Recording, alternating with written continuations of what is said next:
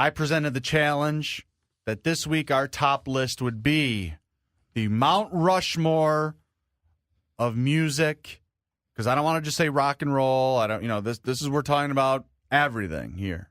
So it's the Mt. Rushmore of music and the Mt. Flushmore or Trashmore of music. Okay?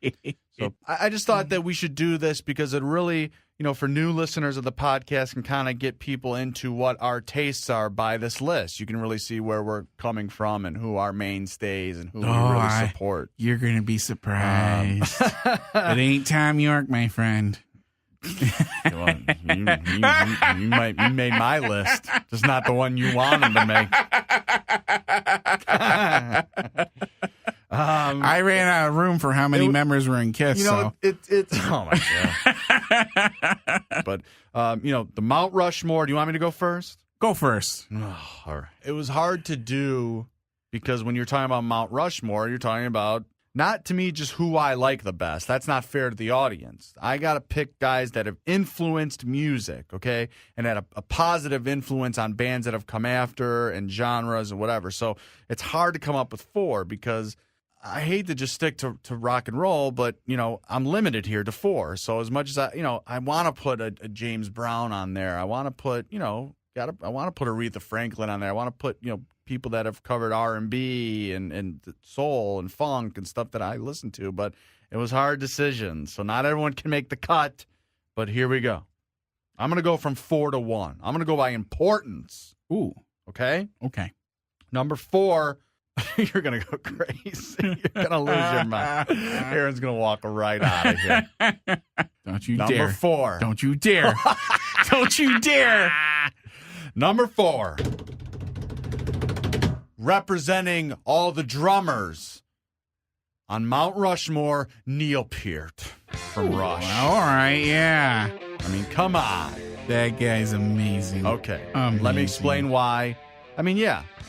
Rush, whether you like him or not, that's not the question here. The question is, we're talking about a guy that's influenced millions of kids, millions of drummers, millions of guys who go start their own bands.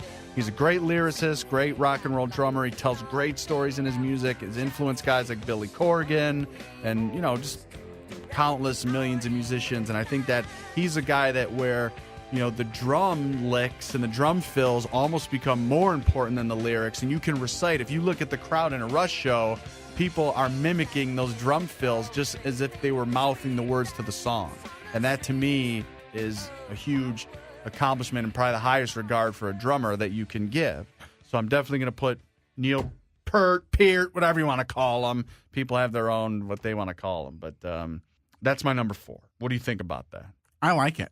That's a good one. All right, good. That's a great selection. Good. All right. I'm calming down. All right, number 3. Oh, hold on. Let me do your number 3 here. Gene Simmons. No. No, I mean, listen, I love Kiss a lot, but I mean, I can't say, listen, the guy's songwriting abilities are average at best. I'm not going to fool myself or anyone else, but it's fun and I love it. And yeah, I mean, it's just reminds me of my youth. But listen, yeah, the guy doesn't belong on this list. All right, I'm done. I'm done with my Kiss remarks, please. But you might have a problem with this guy, number 3, Edward Van Halen. No, not at all. Okay. And he was a later guy that came into my mind for the list, but once he got in there, I said, oh, man, I got to put him on because, again, influencing guitar players. You got to think about there was a time when Van Halen came out in the late 70s that, you had Eagles and the Stones and all these guys were playing Les Paul guitars, and that was the hot thing. Eddie Van Halen got so big and so influential that a lot of famous guitar players sold off their guitar collections of very expensive Les Paul guitars because everybody wanted to play the Strat-style body that Eddie Van Halen made popular. Everybody went to that, and it made the vintage guitar market crash to where like a real $1 million expensive guitars were going for like nothing because everyone just wanted to play what Eddie played, and we're trying to cop his style. And oh my God, can you imagine all the 80s metal and rock that came out of everyone that was trying to do him Jackson and his act, Jackson, and yeah, I mean to be tapped by Michael Jackson to be on a record, and it's huge. So I mean, Come on. I don't have to say much about Eddie Van Halen. We know it. So, number 2. Oh, man. My 2 and my number 1. I shouldn't have done them by rank. Number 2 is Tony Iommi from Black Sabbath. Now, I have to put Tony Iommi out because he's the master of the heavy metal guitar riff. He is the inventor, in my eyes, of the heavy metal guitar riff. Without Tony Iommi, there's just not, my collection would be bare without his influence, because he's influenced all the bands that I have come to love, whether it's Judas Priest, Iron Maiden, Metallica. And what's so great about Iommi is influenced by, earlier jazz guitarists. And blues, yeah. And absolutely. blues. So a lot of the riffs that you're hearing are really just blues chords or jazz chords that, you add some, you turn them up and you manipulate how it'll come out, and it's amazing. And he's not stopping. And he's, even with, he's had some health issues, cancer scare. It's not stopping him. This guy's been making riffs for 45 years, some of the heaviest metal riffs you've ever heard. And the guy's just had a great career, and I just believe that he belongs there. So I'm going to put him in number 2, and that leaves me the number 1 spot, which is hard to believe. I don't know how we can't have the same number 1, but we might. But number 1 for me, guy we just mentioned, Keith Richards, has to be my number 1.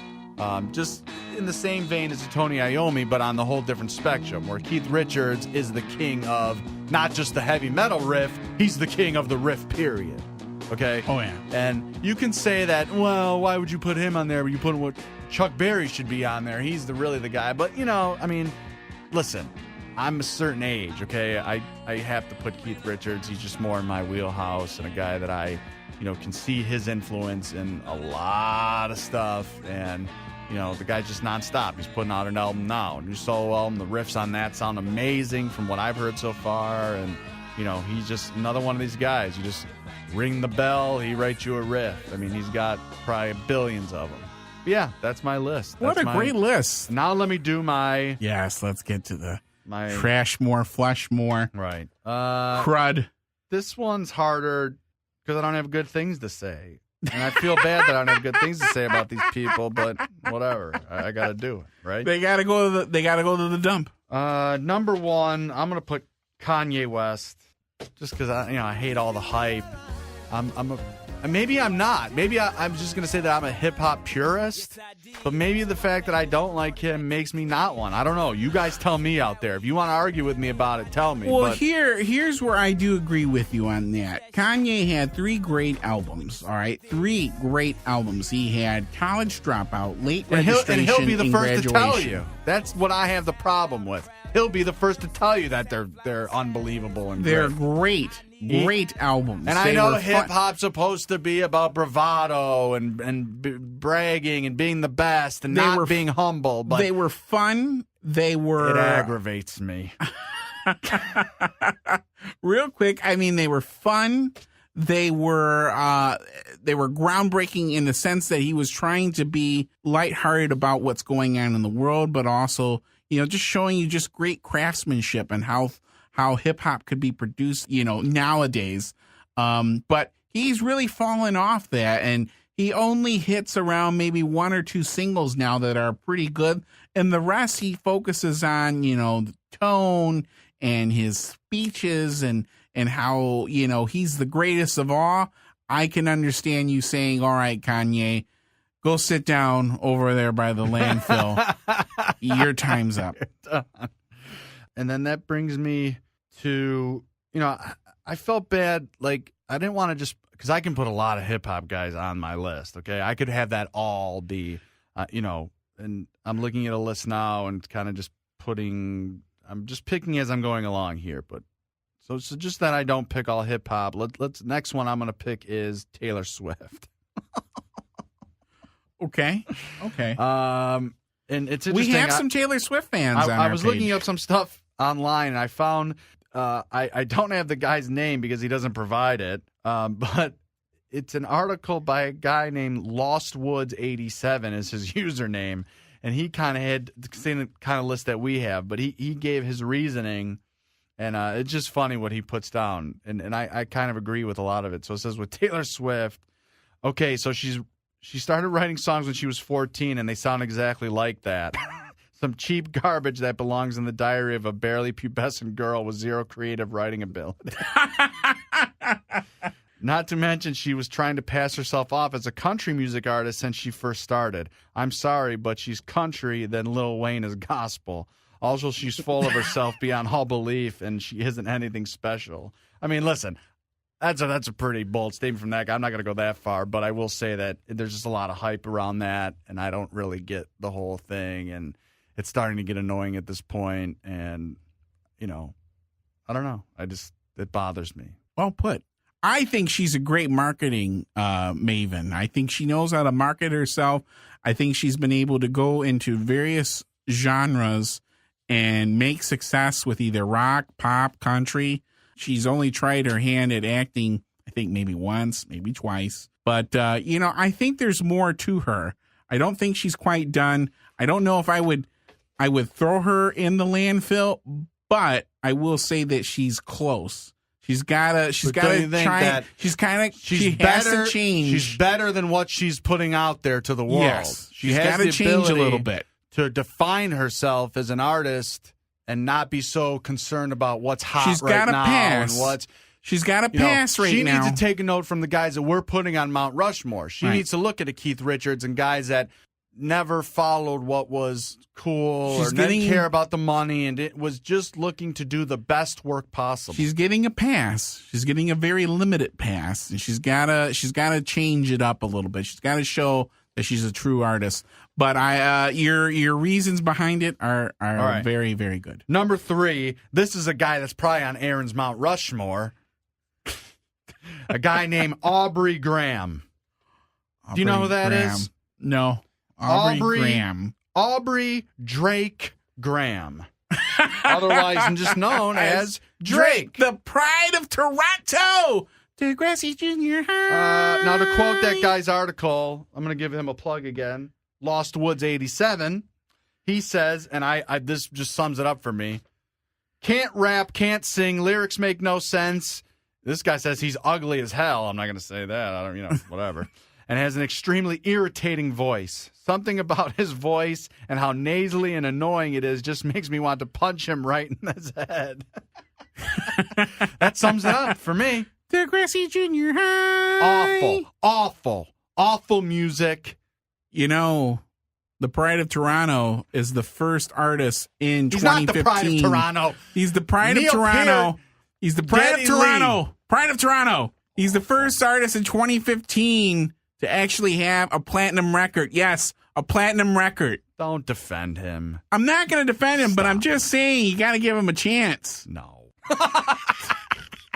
Number 4. Let's do number 4 here. And last time I list number 4, let's see. Who's going to get it from me? Because I got a long list here. Who do I want to pick? Probably Tom York. I'm going to pick, you know what? David Bowie. F it. I'm going to go all the way to this top. Jay-Z. Oh, man. Because he's responsible for all this. Not so much him, because I'm going to reverse it. Guys that are on my Mount Rushmore that I say have influenced a bunch of people, I'm going to put Jay-Z and hold him responsible, not just because of his music, but all the awful stuff that he has influenced and signed and been a part of, whether it's Kanye West or, whoever it may be. Who else is who else is in the same camp as Jay-Z? I'm going to make him responsible for Rihanna, Nicki Minaj, Lil Wayne. It's all awful. And somebody has to pay, and he's the one that's going to have to pay for it. Whether I like his stuff or not is not the point. He has to be held responsible. I'm done. Big spending and spending G's. Big pimping and spending G's. Yeah, he's getting sued for that song now by whoever he stole that sample from. Boom, boom, boom, boom. All right. Boom, boom, boom, boom. I just had to get it down. My blood pressure's going to go even higher now with Aaron's list. Let's go.